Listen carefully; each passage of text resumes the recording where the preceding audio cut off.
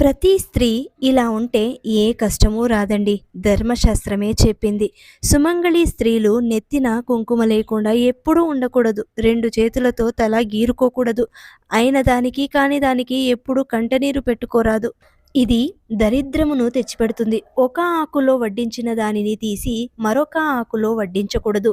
ఇంటికి వచ్చిన సుమంగళి స్త్రీలకు పసుపు, కుంకుమ, తాంబూలాలు ఇచ్చి సత్కరించాలి. గర్భిణీ స్త్రీలు నిమ్మకాయ కోయకూడదు. టెంకాయ పగలగొట్టకూడదు.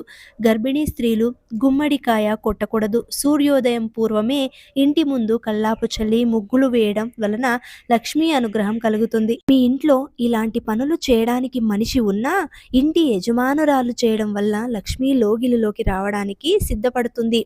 చేతితో ఎప్పుడు అన్నం కానీ, ఉప్పు కానీ, కూరలు కానీ వడ్డించుకోకూడదు. ఏ వస్తువైనా ఇంట్లో ఉండి కూడా లేదు అని మాత్రం అనకూడదు. నిండుగా ఉంది